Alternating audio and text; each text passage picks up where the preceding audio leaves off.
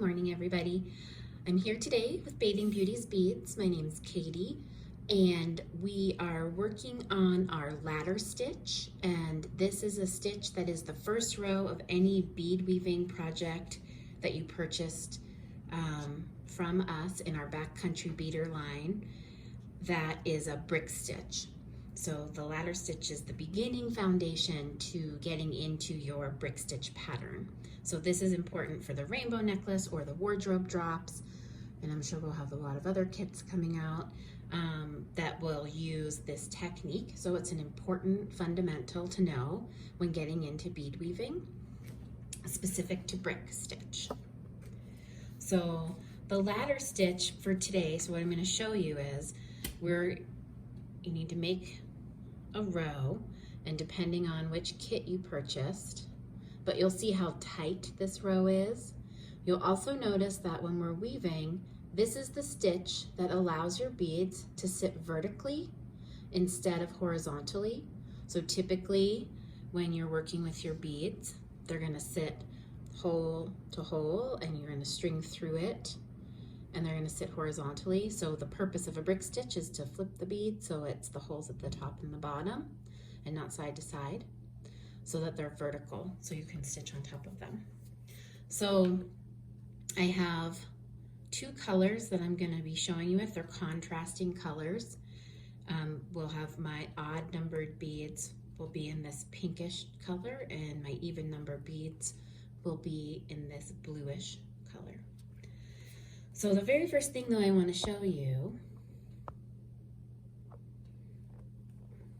is the very first step. So after you get your needle threaded, you will string on the first two beads in your pattern. So this is going to be your row 1, the very first two beads that it says to string, and you're going to string them on at the same time. So this could be considered 1 and 2, A and B. Maybe it's the same color, so it's red and red, or blue and blue. It'll depend on your pattern, but whenever you start a row in brick stitch weaving, you always pick up 2 beads. Even at the very first row, you're going to pick up 2 beads. So that's really important. So you're going to thread your 2 beads in your pattern. You're going to leave at least a 3-inch tail. If it's a little longer, that's fine. And when you thread your first 2 beads, you're going to take your needle. So you're going to come around, and then this is the second round. You're going to go up through that first bead you strung on your thread, so that letter A or number 1. You're going to string through that first bead that you strung, letter A, through the bottom, and you're going to come up through the top. And then you're going to go down through the top of letter B and come out of the bottom. And then you're going to pull it tight. So that's really important. So you are going up through the bottom of A and out of the top, and then down through B and coming out and pulling it tight, okay? So let's see what that looks like on thread. Okay.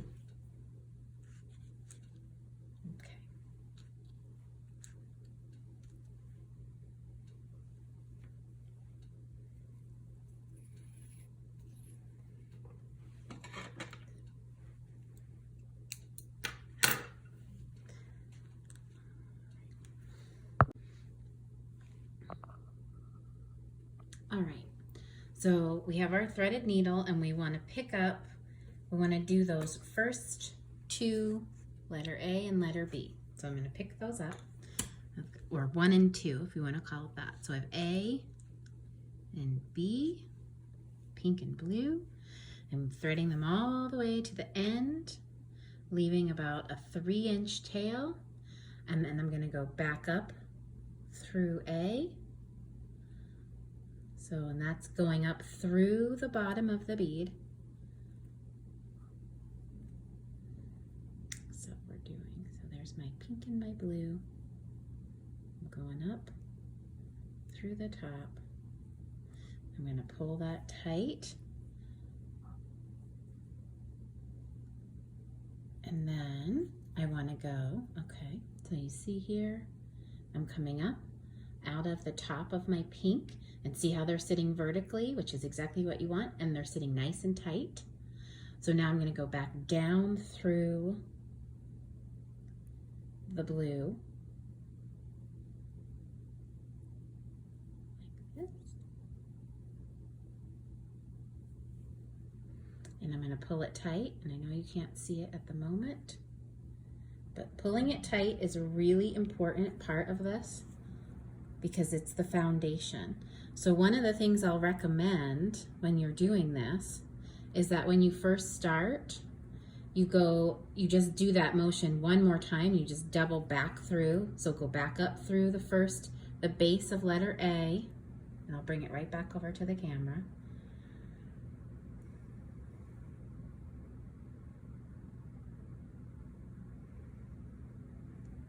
So go back up through. And this is just to ensure that you're going to keep it nice and tight. So we already did this once, and I'm just going back through again just to make sure we keep it nice and tight. Okay, so now we're ready to pick up our third bead. So since my pattern is every other bead, it's pink is the odds and blue is the evens. So my next bead, and now I'm only going to pick up one, is going to be a pink one. Okay. So I've picked up my pink one, and now what I want to do is I want to go back through the top of my second bead, right? Because the whole entire goal is to get our beads to sit vertically. And now I'm going to go up through the bottom of the third. So that's the bead I just added, and we're going to pull tight. And then I'm going to show you in the illustration what we just did, because that's important. And remember, like I said, doubling back through, especially if this is your first time doing ladder stitch, I would recommend you practice this 3 times before you start your actual project, because you need this to be tight. You need this to sit vertically in order to have the rest of your project going. And you see how it's making these little loops on the top of the bead? Those are the loops we actually weave through when we get to our second row for our brick stitch. So that's really important to be able to see those. So let me show you what we just did when we added that third bead. So we had our A and B, then we added our C, right? So it's sitting this way, horizontal, because we just added it, and our goal is to get it to sit vertically like these other two. So once you do that, in order to do that, you're coming out this way, right? So that means we need to take it back through the top of B and then through the bottom of C. So it's that orange line. We go through the top of B, through the bottom of C, and come out and keep it tight. Keep pulling, okay? So that's what we did. Now we're ready to pick up our fourth bead. So when we pick up our fourth bead, and the number of beads will depend on your pattern. So some patterns that we have 21 beads in a row, some of them have 13 beads.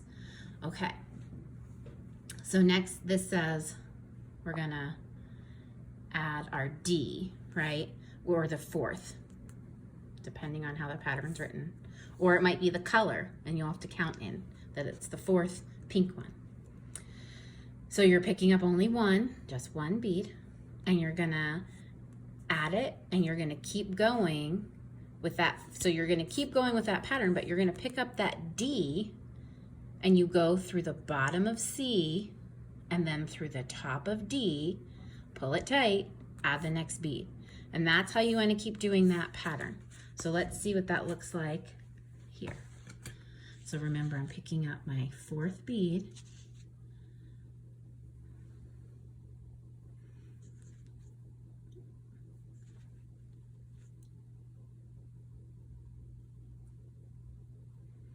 So I have my fourth bead on, it's there.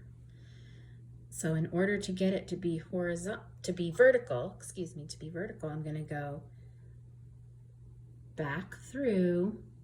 I'm going to try to turn this so you can see it. So we're going to go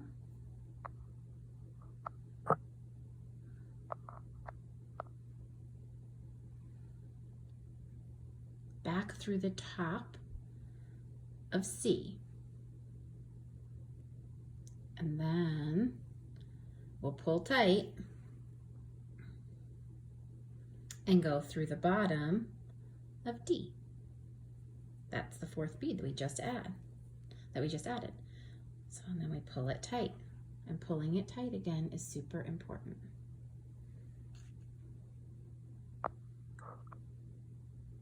So there it is. So now we're just going to keep going. So then you add your fifth bead, your sixth bead, again, like however many there are in the pattern, and you need to keep in mind that the entire goal is that your beads, after you string them on, that you get them to sit vertically and that they remain tight. And so then when you have a completed row, you'll be ready to stitch on top into those thread loops that are laying right on top of all of your beads. All right, I'll see you for your next project. So that was the completion of the ladder stitch, which, like I said, was the foundation of a brick stitch woven beaded project. And it's the foundation to that. So I always recommend, if this is the first time you're doing it, practice it at least 3 times before you start your project, because it needs to be tight. Everything needs to be snug against each other so that your project, when you're stitching on top of it, as you add your rows, is gonna lie correctly. And that's where all these little loops come into play that are sitting on top of the beads. So that's really important. So go ahead and practice your ladder stitch and then lay out your design, and you'll see me in the next video for the brick stitch weaving project that you picked out. And as always, if you ever have any questions, feel free to email me, katie@bathingbeautiesbeads.com. You can call us at 406-543-0018. And if you ever need beading supplies, you can purchase them in the shop in Missoula, Montana, or online at bathingbeautiesbeads.com. Thanks, you guys, and happy beading.